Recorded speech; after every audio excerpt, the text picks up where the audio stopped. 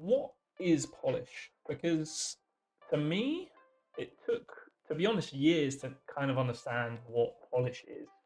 And am I 100% confident telling you what polish is at this point in my career? I'm not sure.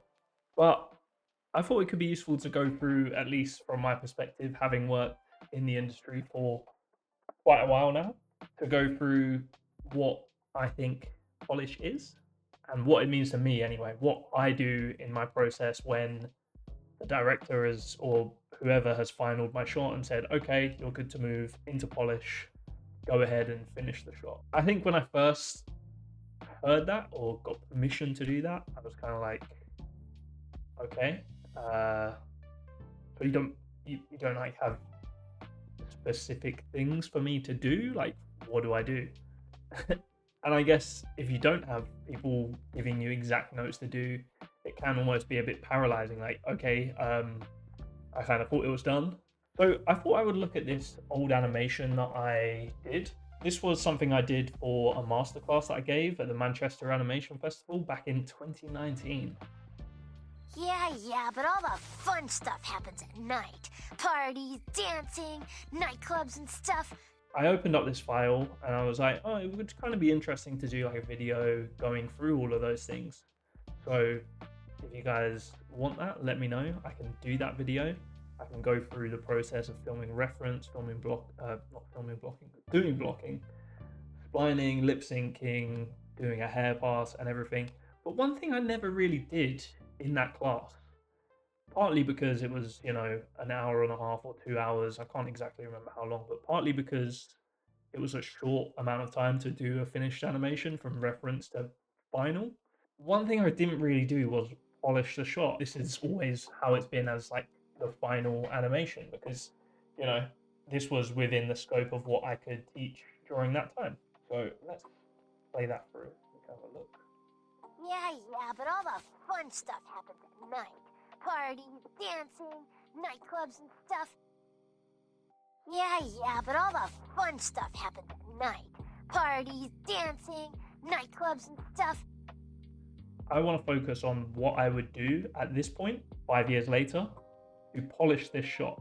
Because there's things I notice now, and this is a little bit of a backwards way, not a backwards way to do it, but an unusual way to do it. So you don't usually finish your spline pass, have 5 years improving your animation, working on feature films, working on high-end games, and then come back and decide, okay, I'm going to polish my shot now. I'm finally ready.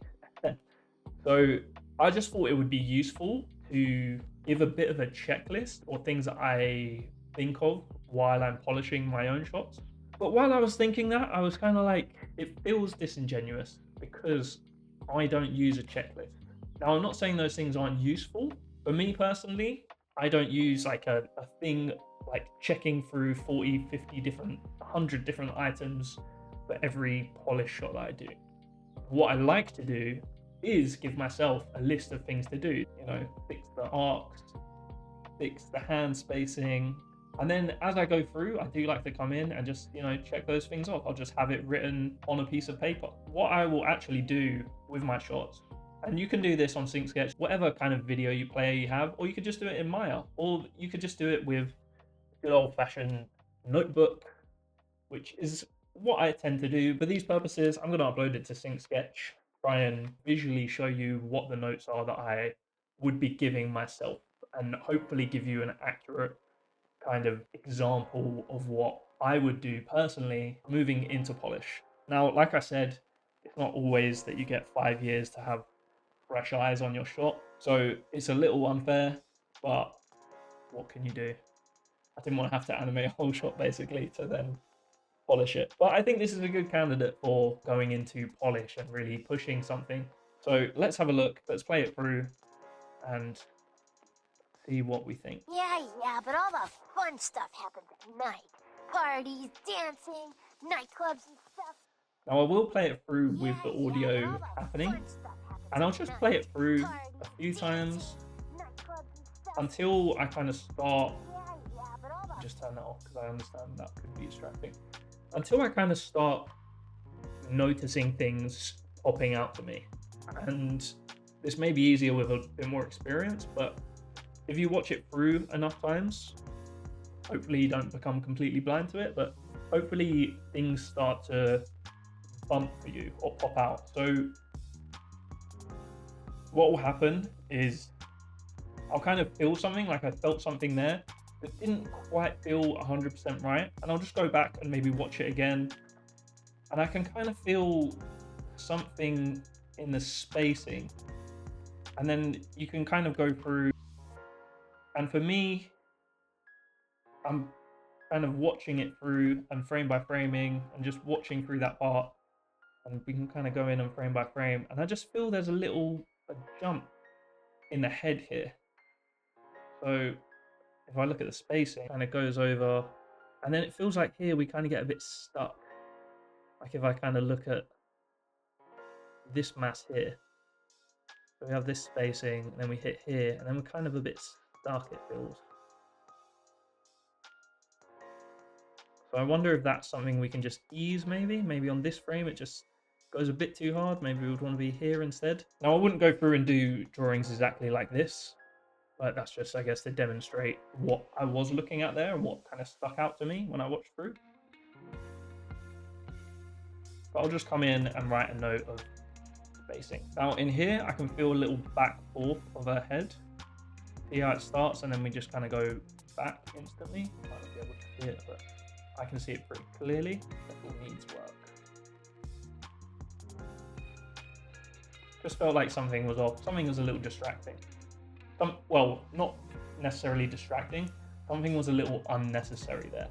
So polish for me is about really getting as much clarity as you possibly can in your animation. And when we think about clarity, as an audience, we're looking at the eyes and the head and the facial expression, I guess, first and foremost. That's what our biological wiring is wired to do. We want to look at her face, see what her expression is, see how we're feeling, look at the windows to the soul, right?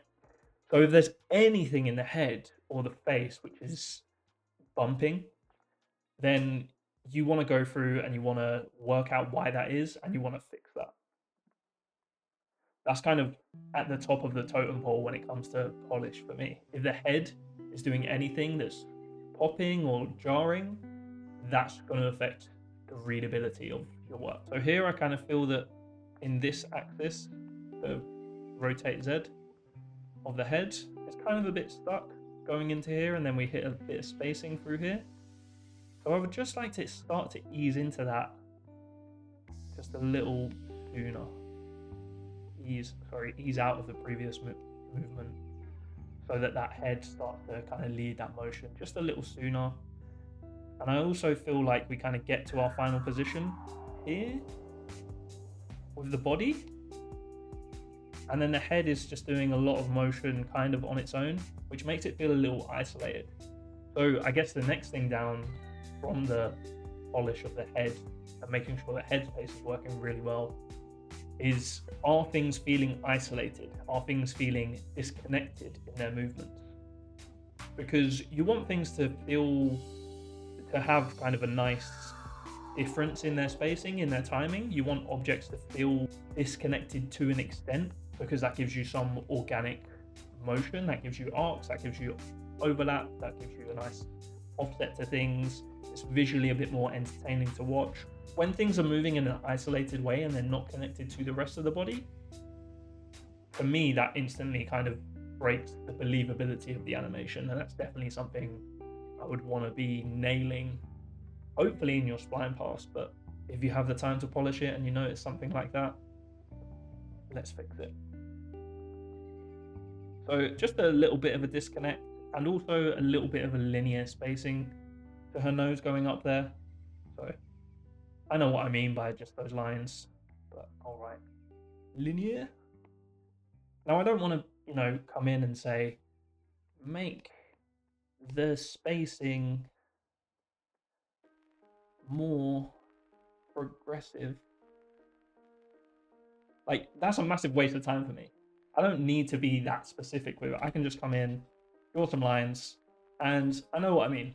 So whatever you can do to kind of quickly get your ideas down. Sometimes I'll just write, if I'm writing in my notebook, I'll just write F29, so frame 29 spacing, or F29 head, because there's only one thing that's kind of stood out to me there, so I kind of know what it's going to be. This isn't going to be something that I'm writing down the notes and then in a week I'm going to do these polish notes. It might be for this video, I don't know. I don't know what I'm going to do, to be honest. Am I even going to do the polish notes? I guess we'll find out.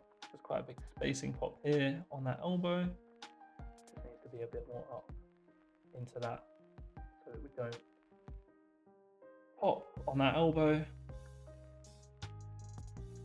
And I'm not even necessarily at this point giving myself solutions. I'm just identifying problems. The solutions are kind of to be worked out in Maya or the animation software of your choice. There's just a little jitter here on the hand. Now, I guess in relation to the making things feel connected point, when things feel too connected, that is also a cause for concern. So here, things are kind of feeling okay up to this point. And then here, we kind of start moving down with the hips and the chest and the head, and things are believable in that area. But if I look at the hand and what that's doing, everything just sort of goes up and therefore feels connected to this body in a way that, you know, just doesn't give you any kind of overlap, gives you no compression, no squash and stretch through the body. So to move one to one, essentially it feels like this is rotating. To move one to one and feel like this is just attached, that kind of stands out as a big connection issue, but obviously a spacing issue.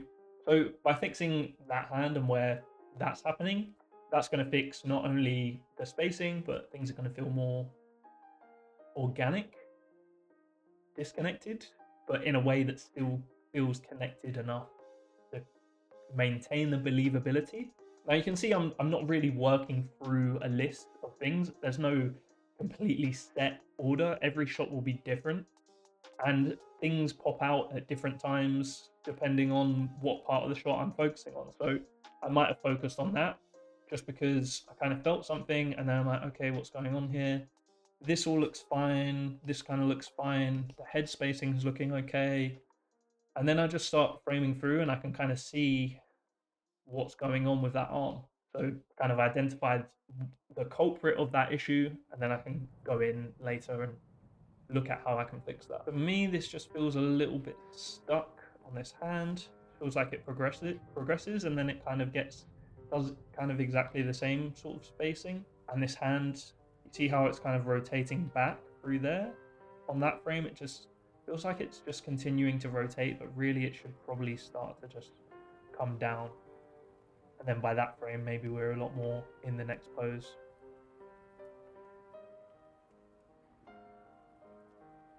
Just to get that spacing working a bit better. Through there, it's feeling a bit linear on that hand. But I also think the settle is just feeling a little bit soft. I kind of want her to be quite still at this point so it can be all about that facial expression opening up. So settle harder. Just means so we're not swimming through that movement so much. See this kind of back forth movement that she does through there. It's a subtle thing, just takes a little clarity away. If we're completely still through there, we can just see purely this, which is what we want to look at. Now, I'm not saying completely still where the body dies, just a balance between keeping alive but not being distracting and not taking away from the clarity. One thing I'm noticing as I'm kind of playing through, these shoulders do tend to stay quite similar throughout the whole thing, despite there being quite a lot of hand motion and arm motion. So it would be nice to get those feeling a bit more connected to these hands and just what the rest of the, you know, face and body are doing. If these are just in the same position the whole time, then it kind of takes away from that connected feel. Now, I like that the head leads here, Just feels like the spacing here is a bit similar between all of the parts.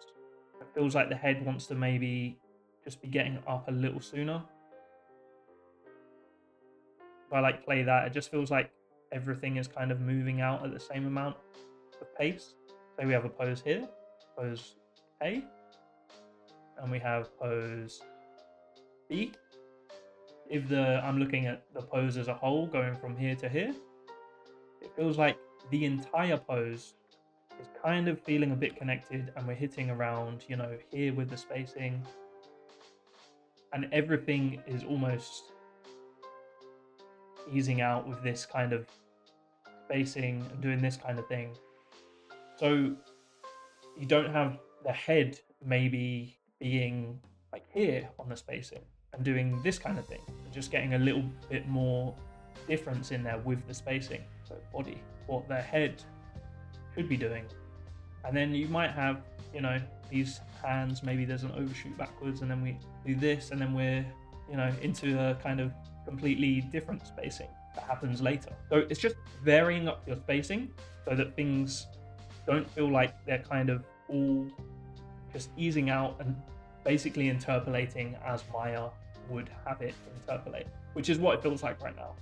For me, it would be nicer if maybe the head comes down, but then the neck gets up a bit more so that the head is actually a bit more up here, and then the body is kind of settling up rather than just all kind of moving together. It's not the worst, it's just this is the kind of polish note I would maybe be thinking of.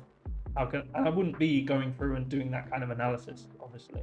And then maybe just come through and think about, okay, the head can be just up a bit more, and then here maybe we get the chin up some more.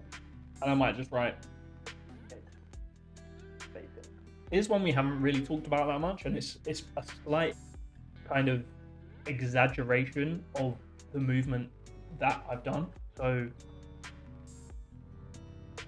kind of feels like we have this quite nice movement where the hands kind of come in and we're almost doing this like compression.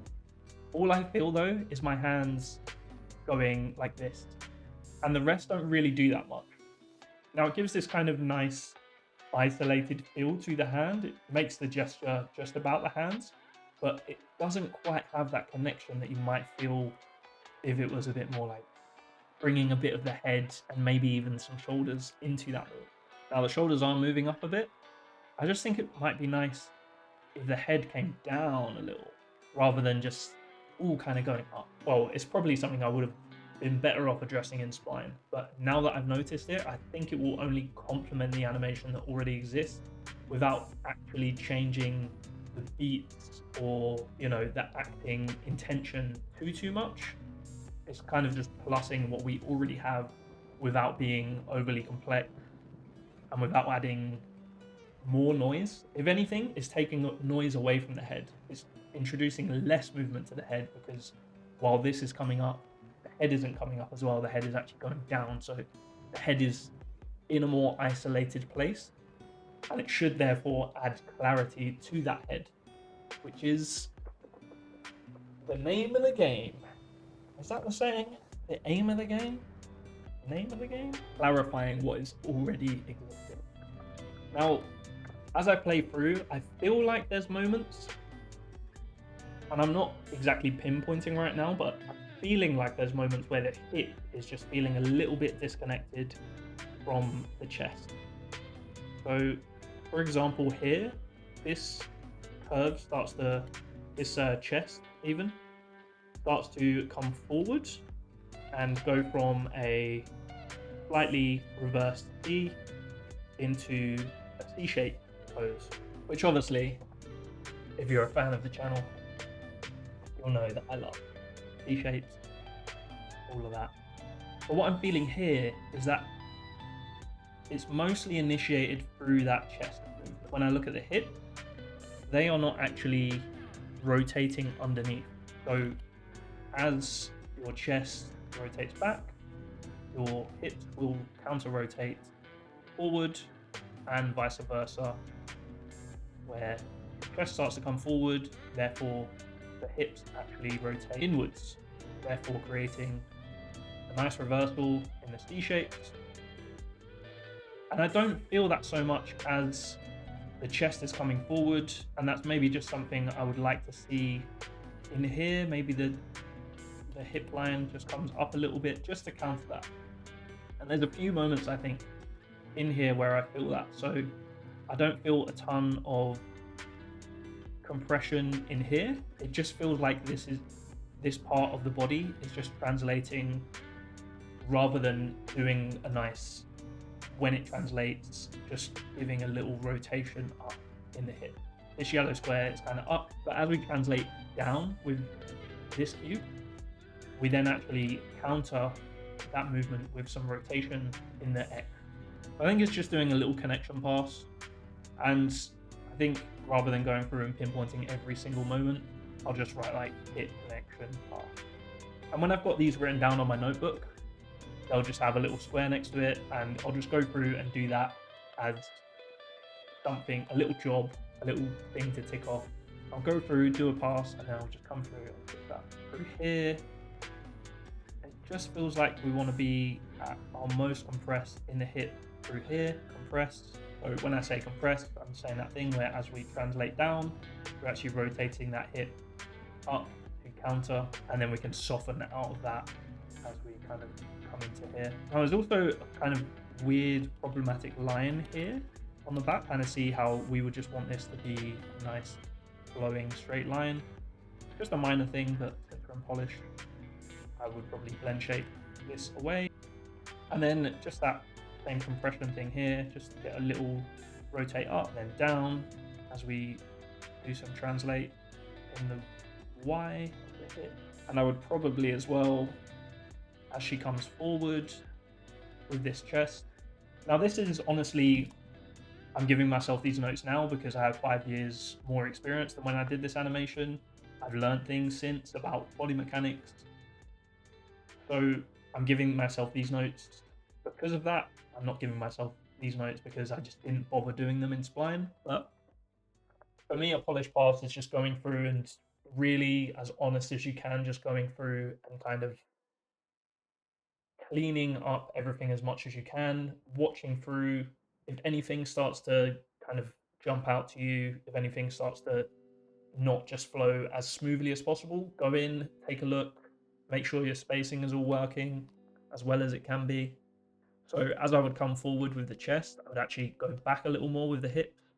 I think the hips are just coming forward here, which is a little bit of a no-no for body mechanics. So probably just get these hips in there, and then this chest, the hips in there, and then the chest, kind of just maintaining that space a bit more, which will therefore maintain the head space. The head will end up a bit more here, which will just not have so much movement back and forth in that headspace, and just further the clarity of the existing animation. I think we get a bit stuck here in this arm. We go through, just seems like we just stop on this frame rather than kind of compressing down and up. So I just like a little more overshoot in that elbow, in that arm. Now, one thing I would encourage you not to do is to go through and just put motion trails on things. You are better off going through and just looking at the spacing of lines on your animation. So you've got plenty of reference points here.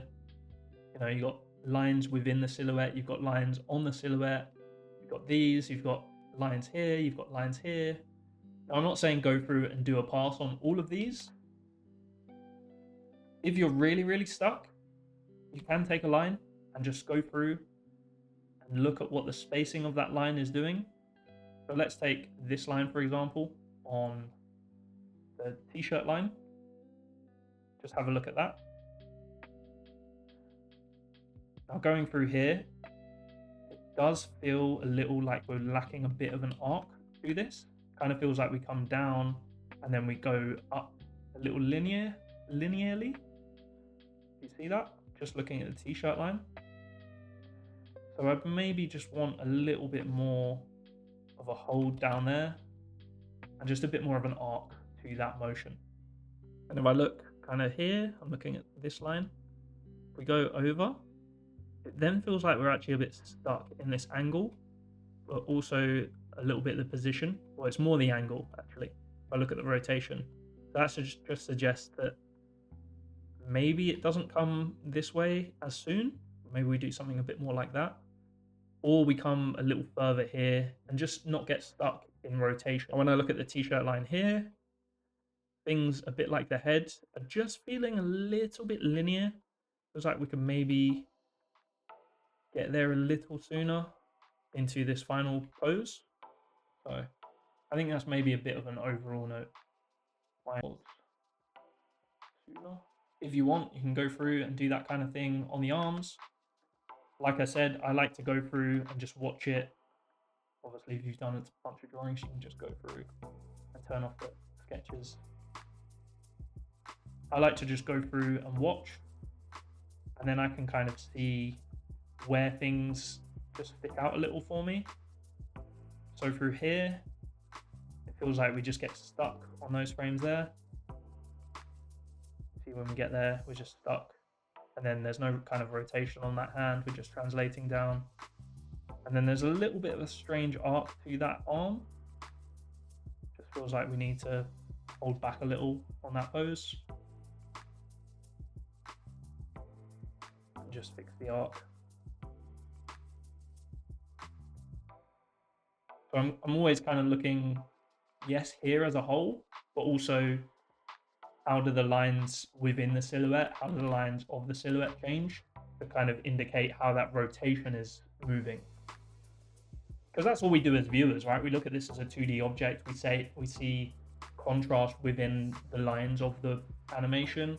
If everything is just moving together and there's no kind of overlap, then there'll be no compression, there'll be no squash, there'll be no stretch.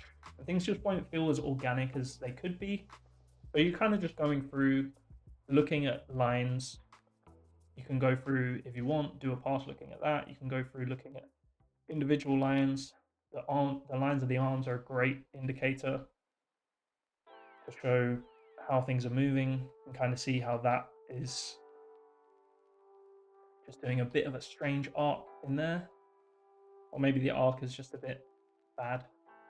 Instead, we can maybe go up, do something a bit more up here, and just simplify that motion. Now, when you see things like this, where we have this arm, just maintaining that rotation, and by rotation, I mean this angle, it feels like that angle is kind of being maintained through this whole motion. If I flick through those, you can kind of see how that angle is being maintained quite a lot, while this angle is actually changing a lot. So that sticks out as the bottom of the arm just feeling very isolated. And we can fix that by just coming in and adjusting those poses a little, just so the angles don't feel so locked. So maybe this comes up a little, which would therefore raise this angle just a little bit, and therefore give you a bit more change throughout the entire arm and not just localized just to the forearm. You can kind of see the same thing happening here. We get to this point, and then the arm kind of maintains that angle, doesn't move that much, while this top arm is doing a lot of motion. Now, you would just want that to resolve a little softer so that you would get a bit more of this, which is movement through the whole arm and just not feeling as isolated to that lower arm joint. Just about making things feel connected, feel believable, feel clear, have things not hit suddenly, because not only does that not feel connected, but also when we get to here, we have a spacing issue, because if we look at this line, we kind of come up and then we're very quickly into that, and then we're kind of stuck while things around it are moving, which is just going to create a pop. A visual pop, take away clarity from the movement. Now, one thing I really haven't looked at that much, which I think is a big thing that I would change here, is the facial posing. To push further, push the ideas I already have further without changing the acting really, but also the connection of the face to further increase the believability of the performance. I wouldn't necessarily go through and do a whole in-depth look at these. I would probably just go through in Maya and just do eye pass, That's literally what I write in my book. See if I can find a polished note that I had. Keep gritted teeth until look down after click. That means something to me, but it won't to you. But then I have just an ear overlap and an eye pass. And that's literally what I've written in terms of my polish for the shot that I did recently at work. So I will just go through and I'll do a pass on the eyes, making sure that the eyes connect to tissue around it, they connect to the eyelids, but also that things aren't too floaty, but also not too snappy, and also so that things feel organic with the eyebrows. The eyebrows I kind of do as a separate pass after I've done the eyes, but sometimes I do the eyebrows first. In a lot of my movements in this folder animation that I've done, the transitions are just a little bit simplistic and there's not really any kind of arc to those movements. Like here, they all just kind of go up. There's no in and out motion to create that kind of arc as the eyebrows go up. What I have is just maybe the eyebrow goes from point here to here, and what maybe would be better is to include a breakdown in there so that the eyebrows have a bit more of an arc. You want to like feel this muscle in here leading up the motion of a lot of these. And it would also be cool to, you know, have these eyebrows start to maybe lead down in a lot of these motions. So you get that kind of compression down and then start to lead up out of the motion. Further on that, it'd be nice to kind of lead these motions out, sell the pop open of the face a little more. I think at that point I was very into delaying the eyes, but for whatever reason at this point in my career I much prefer leading with the eyebrows. So if I was giving myself notes for back then, it would be to lead with the eyebrows more. But we could probably like read that expression a bit more. We just kind of led with the eyebrows, push this expression. So I'd go through and do a pass on that, making sure those eyebrows are feeling nice and connected, making sure they have arcs to them and they're leading the eyes rather than following the eyes.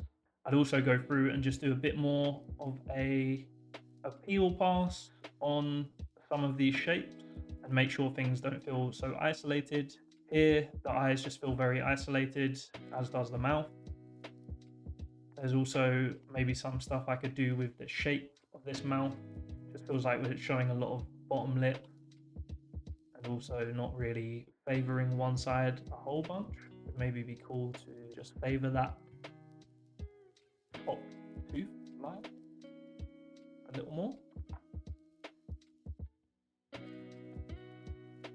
To just flatten things and make them a little bit more cartoony. Realize I just drew it in the middle there. You know, just add a little bit more appeal to the design of these shapes. And kind of see how you get like a bit of a curve to that. Just be nicer if that was like a straight line. Just going across. If you look at maybe some other shapes.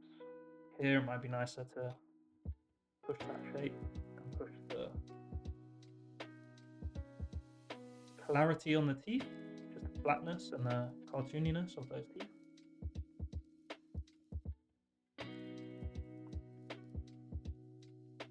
Yeah, so the angle, maybe that's a bit better, maybe something like this. Yeah, just making those shapes clearer and not so default Maya.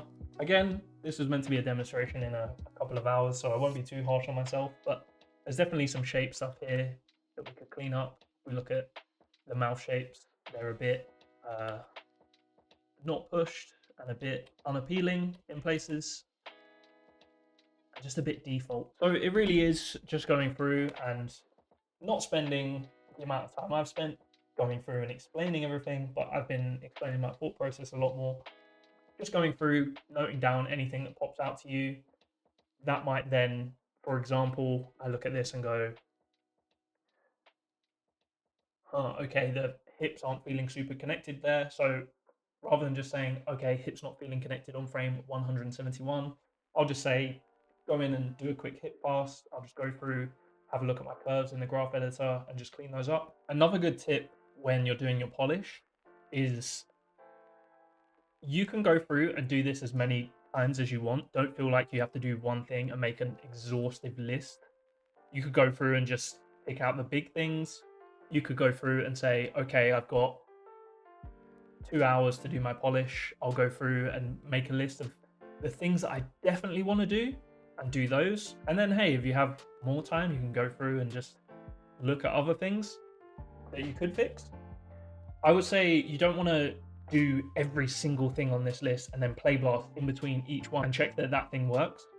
You are better off actually making a whole list, working through those things, and then play blasting.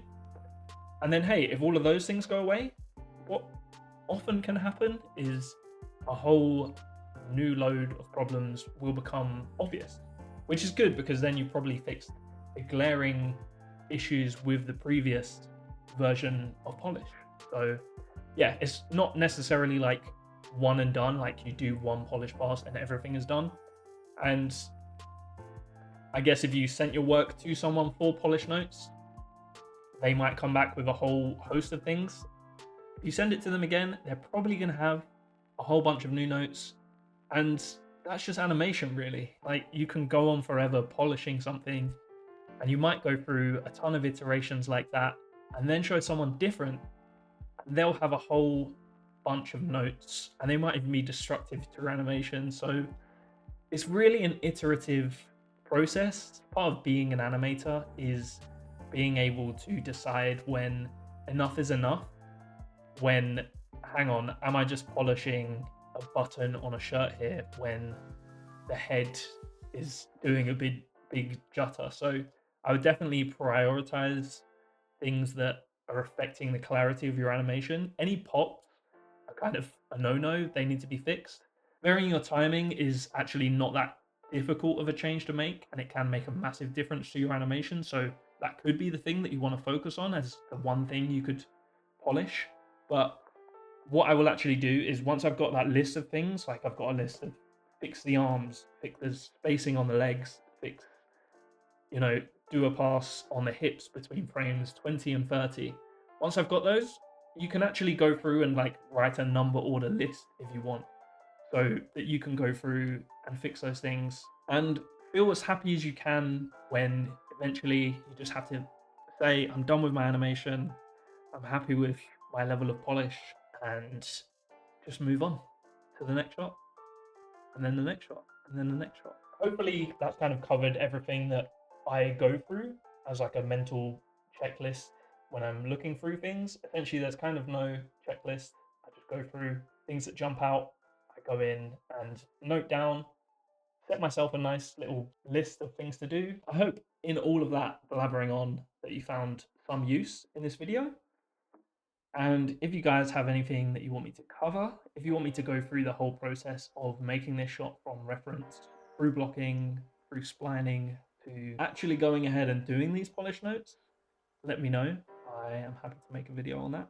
If you have any other suggestions, let me know. Until next time, like the video, subscribe, and you know what? Keep animating. That's just how we get better at this stuff. Was that cheesy? Yes. Hey, and check out Keyframe Coach as well if you want an animation review. I'm gonna go edit this now. Bye.